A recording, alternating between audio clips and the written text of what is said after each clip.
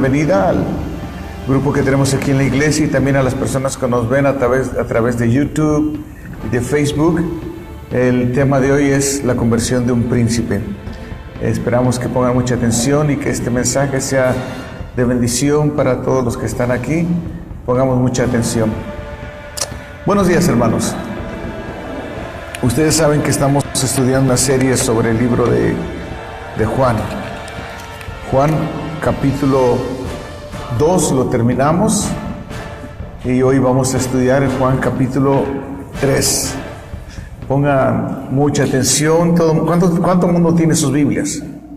¿Todo el mundo tiene sus Biblias? Muy bien. Vamos a estudiarlas con detenimiento para estar atentos a lo que enseña la palabra del Señor.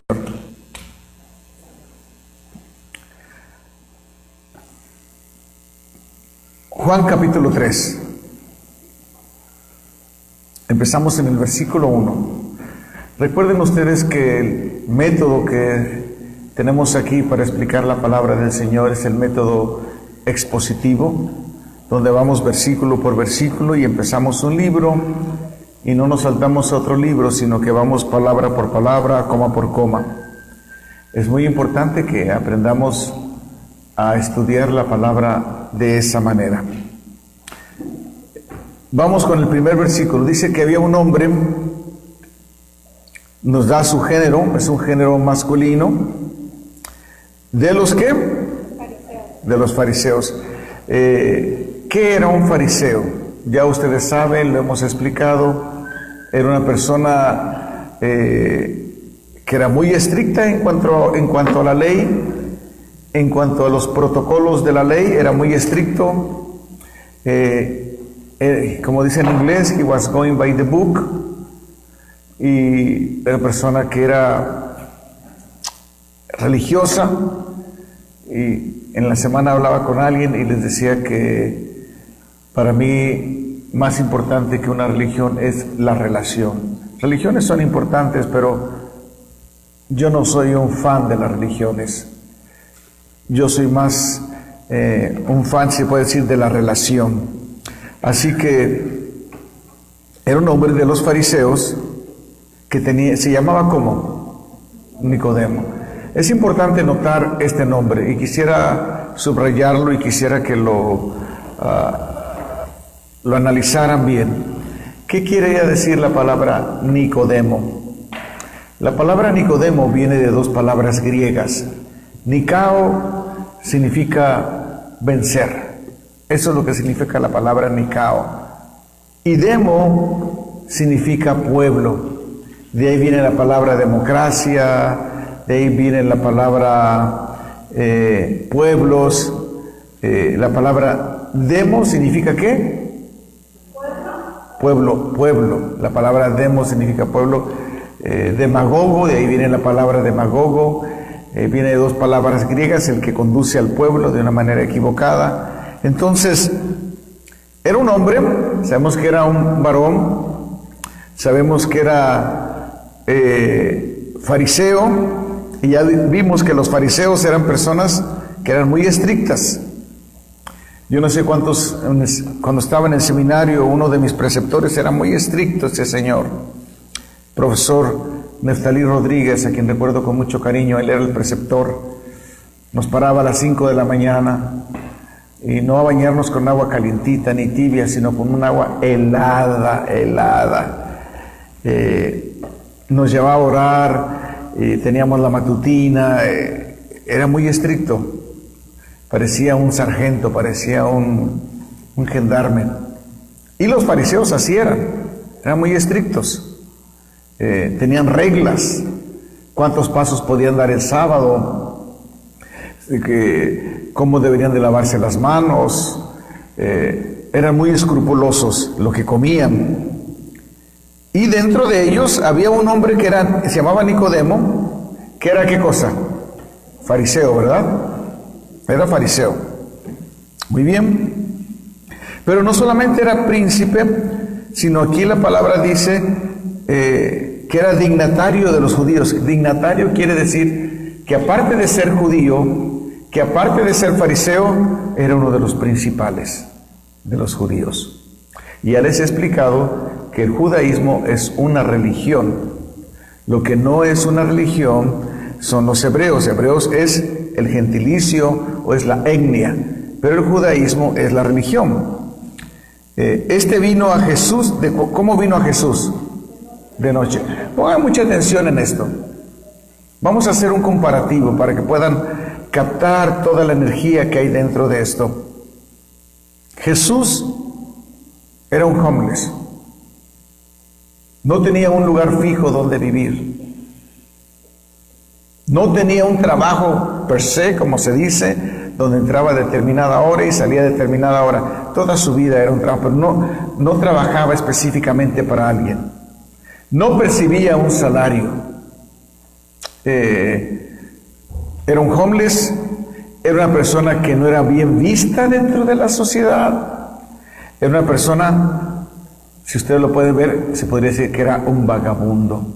Un vagabundo porque andaba de aquí para allá, no sabía, se despertaba en un lugar, no sabía dónde iba a dormir, tenía amigos donde dormía, a veces podía dormir en el campo.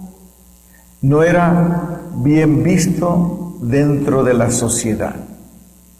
Es como cuando algunos padres, alguno de sus hijos trae un amiguito que ustedes no lo ven bien. Y Jesús no tenía un trabajo como lo conocemos, sí tenía un trabajo del Padre más superior, pero no en el sentido humanitario que lo conocemos. No era un hombre que era súper religioso. Más bien Jesús era un iconoclasta, era un revolucionario. Porque Él decía, amad a vuestros enemigos. Él decía, bendecid a los que os maldicen. Y dijo algo muy importante, dijo, en el reino de los cielos, los que van adelante son las prostitutas y los publicanos. Los dos grupos más pecadores de la sociedad judía. ¿Cómo era posible que Él dijera que las prostitutas iban adelante en el reino de los cielos? Eso era algo muy grave, ¿verdad? Decir eso. ¿Cómo era posible que Él dijera que los publicanos fueran adelante en el reino de los cielos? ¿Quiénes eran los publicanos? Los publicanos eran las personas pecadoras abiertamente, que todo el mundo rechazaba porque eran pecadores. Y las prostitutas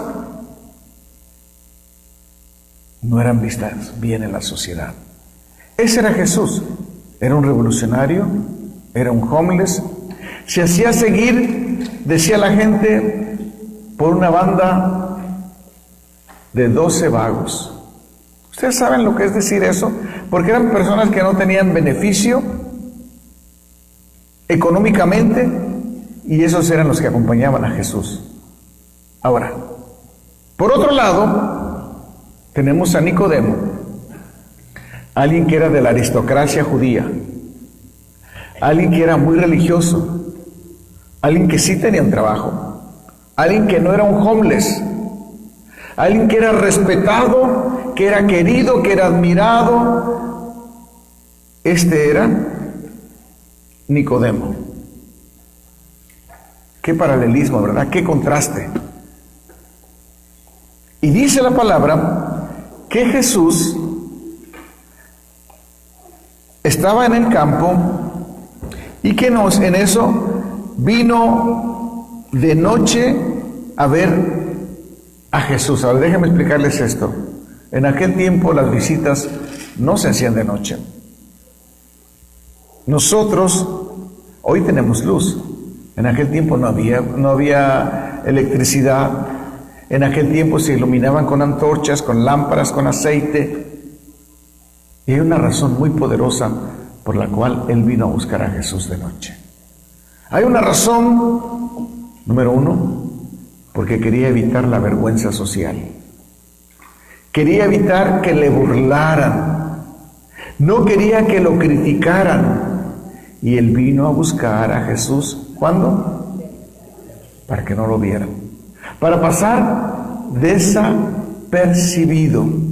Tenía vergüenza que lo vieran con un vagabundo, con un homeless, con alguien que decía que las prostitutas iban adelante en el reino de los cielos, con alguien que decía que los pecadores, de entre todos los pecadores, iban adelante en el reino de los cielos. Pero él tenía curiosidad de ver a Jesús. Él quería ver a Jesús. ¿Él quería qué? Diga conmigo, él quería ver a Jesús. Pero lo fue a ver ¿cuándo? Ahora, en esencia no importa que usted quiera ver a Jesús, de día, de mañana, de noche, en el momento que usted quiera ver a Jesús, eso es lo importante, cuando usted quiera ver a Jesús. Pero él quería ver a Jesús por una razón muy importante, y lo dice el versículo 2. Este vino a Jesús de noche y le dijo, ¿qué le dijo? Rabí, sabemos que has venido de qué, ¿cómo qué? Ahora, ¿qué significa la palabra rabí? Rabí significa la palabra maestro. Es interesante que no le llama Mesías, le llama ¿cómo? O sea, Nicodemo quería ver a Jesús, pero tenía curiosidad nada más. Pero no lo reconoce como qué, como Mesías, sino lo reconoce como qué. Y lo reconoce como un maestro porque dice, porque nadie puede hacer estas señales que tú haces si no está Dios con él. ¿Y qué señales hacía Jesús? Sanaba a los leprosos, perdonaba los pecados, a las personas paralíticas las hacía caminar, sacaba demonios. Y él tenía curiosidad, ¿quién es esta persona que es un vagabundo, que es un homeless, que saca demonios, que da de comer a los hambrientos, que echa una persona que viene con lepra la sana? La quería ver, pero no quería que lo criticaran, y lo va a ver en la noche. Y es que en la noche, en la oscuridad, mi abuelita me decía, ¿qué andas en la calle esta noche? En la noche no hay nada bueno. Todo el mundo estaba en sus casas, nadie salía. Él ya había preguntado dónde estaba Jesús. Dijo, lo voy a ir a ver de noche para que no me vean. Se avergonzaba de Jesús. No quería que lo identificaran con quién, con Cristo. Y Jesús, en lugar de sentirse halagado, porque Él le dice, te reconozco como maestro, porque sé que todas esas cosas que haces no las haces por ti, sino por Dios. Jesús, en lugar de sentirse halagado, no le contesta el halago. Fíjese lo que dice. De cierto te digo, que el que no nace de nuevo, no puede ver qué cosa. A ver, vamos a estudiar esto. ¿Qué le dice Jesús? De cierto, ¿qué cosa?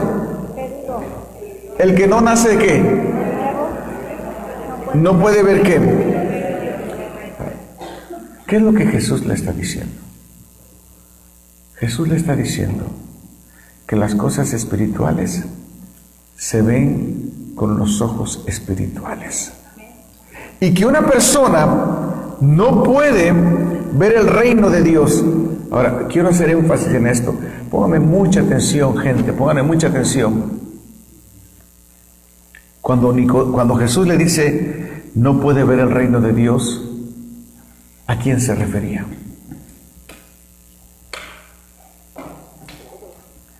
Fíjense, ¿a quién?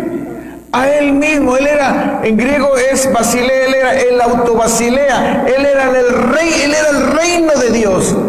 Y le está diciendo, tú me ves como maestro, pero cuando nazcas de nuevo, me vas a ver como el reino de Dios. Yo soy el reino de Dios. Jesús es el reino de Dios. El cielo no es cielo si Jesús no estuviera ahí. La única razón que el cielo es porque Jesús va a estar ahí. Si no, ¿quién quisiera estar en el cielo si Jesús no va a estar? Jesús está en tu corazón en este momento. Pero para ver a Jesús, hay que nacer de nuevo. Y nacer de nuevo, ¿saben? No es muy complicado. No es muy difícil. En cualquier momento se puede nacer de nuevo. El versículo 4 dice que Nicodemo le preguntó: ¿cómo puede un hombre nacer siendo viejo? ¿Puede acaso entrar por segunda vez en el vientre de su madre y nacer? ¿Qué? Jesús le estaba hablando de nacer de nuevo. ¿Y qué entendió él? Sí. Humanamente, ¿cómo puedo yo? Ya estoy viejo. En aquel tiempo no sabía nada de la clonación. En aquel tiempo no se sabía nada de las cosas que clonan. ¿Cómo puedo yo volverme a meter al vientre de mi madre? Ya soy un hombre que... ¿Y tú me estás diciendo a mí que tengo que nacer de nuevo? Pero Jesús le estaba hablando de un nacimiento que... Y él no lo entendía. ¿No estaba en qué? Aún para alabar hay que estar en qué. Aún para leer la Biblia hay que estar en el Espíritu. Aún esta mañana en la iglesia puede ser que muchos estén en el Espíritu. A lo mejor alguien está pensando otras cosas. Estar en el Espíritu es captar las cosas espirituales. Y para eso hay que nacer ¿de qué? Hay que nacer de nuevo. Y Jesús le dice: de cierto te digo que el que no naciere ¿de qué? De agua y de qué. No puede entrar ¿en dónde?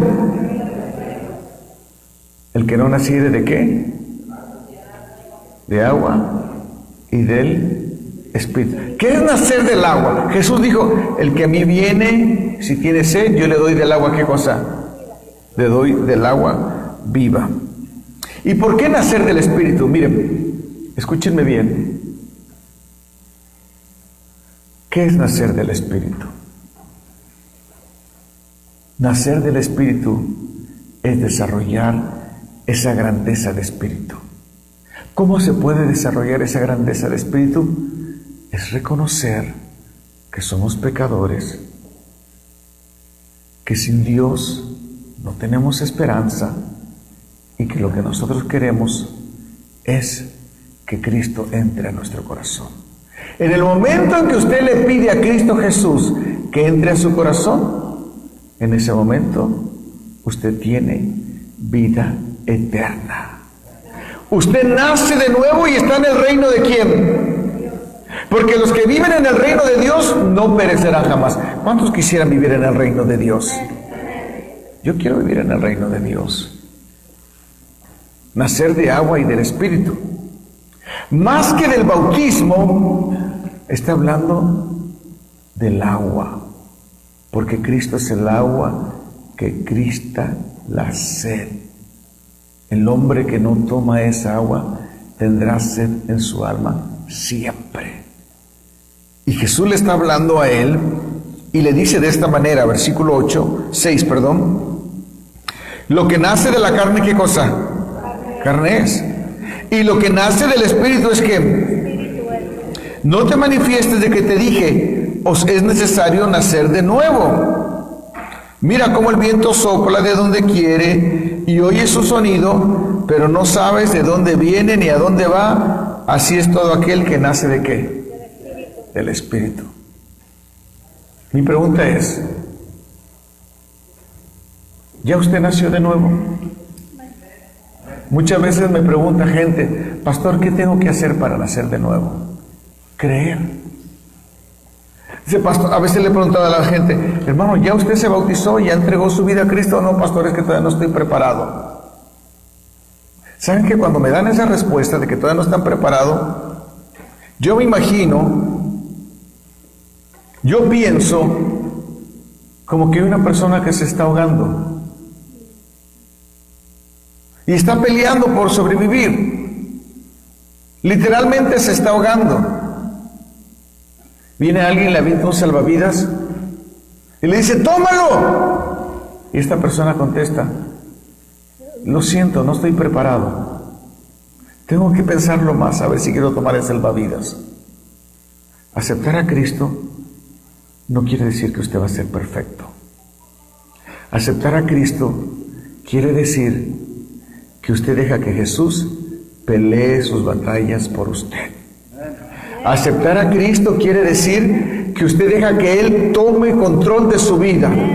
Aceptar a Cristo quiere decir que Él le va a dar esperanzas, aun cuando usted no las vea, Él va a estar a su lado y le va a dar vida y vida eterna. Nacer del agua y de qué? Y del Espíritu. Y le pone un ejemplo. El viento sopla de donde quiere y oyes su sonido, pero no sabes de dónde viene ni a dónde va. Así es todo aquel que nace del Espíritu. Miren, yo tengo un llamado muy especial para las personas que tienen dificultad en aceptar a Dios. He platicado con muchas personas que tienen dificultad con aceptar a Dios. Hoy en día creo que hay una epidemia entre nuestros jóvenes, entre nuestros teenagers, los adolescentes, de dudar de la existencia de Dios. Yo quiero decirles a todos ellos lo que Jesús le dijo a Nicodemo. Dios no lo podemos probar en una probeta química. No lo podemos probar como 2 más 2. Dijo Jesús, ¿sientes el viento? ¿Lo puedes ver? No. ¿Sabes de dónde viene, cómo se originó? No. Pero lo sientes, ¿verdad? Así es el Señor. Usted no lo puede probar, pero lo puede sentir. Podemos sentir que Dios está en nuestro corazón, en la tormenta más difícil de su vida, en los momentos más amargos de su vida. Acuérdese, Dios está con usted. Y si usted quiere, hoy puede nacer de nuevo. ¿Qué se necesita para nacer de nuevo? ¿Ir a la escuela? No. ¿Ir a la universidad? No. ¿Tomar 20 estudios bíblicos? ¿Qué se necesita para nacer de nuevo? Creer. ¿Y el que creyere qué cosa? ¿Será que? Dice el versículo que Nicodemo le preguntó. Esta persona que sabía mucho, que era fariseo, que era muy estudioso, le dijo, ¿cómo puede hacerse esto? Jesús le respondió, tú eres maestro de Israel y no sabes, tú eres predicador, tú enseñas en la sinagoga, tú predicas, tú enseñas la Torá, el Mishnah, tú enseñas el Antiguo Testamento, tú enseñas el libro de la ley, ¿y no sabes esto? De cierto te digo, que lo que sabemos hablamos, y de lo que hemos visto testificamos, pero no recibís nuestro ¿qué? Si os he dicho cosas terrenales y no creéis, ¿cómo creeréis si os digo las celestiales? Nadie subió al cielo, sino el que ¿qué? El Hijo del Hombre que está ¿en dónde? En el cielo. Y como Moisés levantó la serpiente en el desierto, así es necesario que el Hijo del Hombre, ¿qué cosa? Para que todo aquel que en él cree, no sé qué, mas tenga que...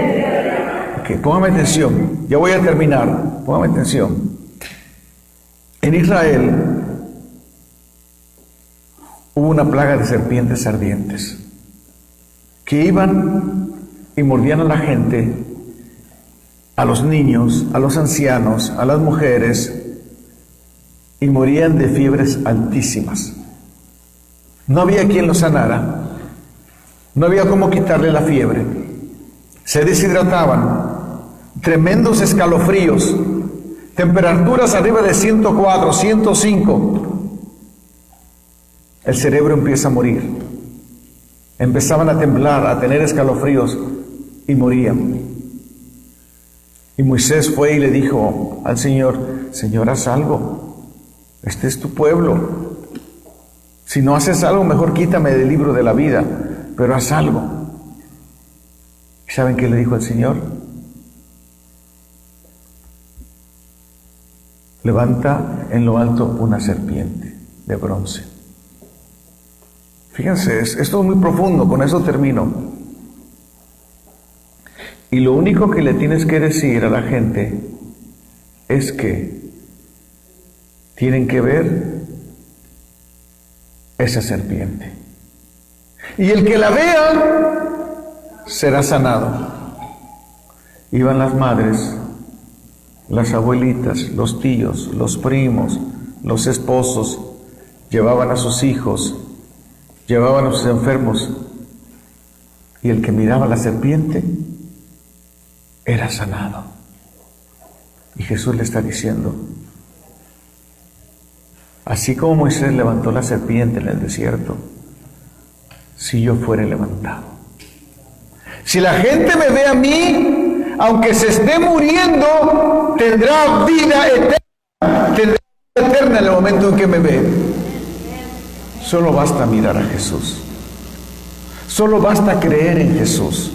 Solo basta sentirlo en el corazón y sentir, Señor, aquí estoy, yo no puedo con mi vida, estoy pasando por momentos muy difíciles, tengo ganas de gritar, de llorar, estoy ansioso, me siento desesperado. Ve a Jesús, contemple a Jesús, vea a Jesús. Y cuando usted ve a Jesús, dice la palabra que será sano. Dice este versículo que me encanta y que todo el mundo conocemos, yo creo que es el que más conocemos de la Biblia. Dice, de tal manera amó Dios a quién, que ha dado a quién, para que todo aquel que crea en quién, en Él, no se pierda, sino tenga que, todo aquel que crea en quién. Algunos dicen, pastor, pero pues si hasta los demonios creen. Es verdad, los demonios creen, pero no creen en Él como Salvador. Y tú y yo sí creemos en Cristo como Salvador. El que crea en Jesús, ¿qué tiene? Vida eterna. Yo quiero tener vida eterna. ¿Cuántos quieren tener vida eterna? ¿Puedo ver sus manos? ¿Cuántos quieren tener vida eterna? Hoy podemos tener vida eterna si miramos a Jesús. Contemplemos a Jesús. Dejemos que Jesús tome control de nuestra vida. Y creamos en este versículo, porque de tal manera amó Dios a quién, que ha dado a quién, para que todo aquel que en Él crea, mas tenga que vida eterna. Nicodemo, en este momento, no podemos deducir que Él se entregó a Cristo en ese momento. Pero más adelante la Biblia sí nos da referencia que Nicodemo aceptó a Jesús, a su maestro. Yo quiero invitarles a todos ustedes en esta mañana en que acepten a Jesús, en que lo acepten en su corazón y que Jesús descanse en su alma. ¿Lo quieren aceptar así? ¿Lo quieren aceptar de esa manera? Esta mañana yo les invito a que se pongan de pie y que tomen su Biblia en la mano. Tomen su Biblia en la mano. Y repitan junto conmigo y digan, esta es la palabra de Dios. Aquí se encuentra el mensaje que Dios tiene para mi vida. Acepto a Jesús como mi único Salvador. Desde Génesis hasta Apocalipsis, esta es la palabra de Dios. Cállase la hierba, sécase la flor, mas la palabra de Dios permanece para siempre. Que Dios bendiga su palabra esta mañana. Denle un fuerte aplauso al Señor. Denle un fuerte aplauso al Señor. Que Dios bendiga su palabra. Gloria al Señor. Gloria al Señor. Muy bien. Voy a pedirle a Cristi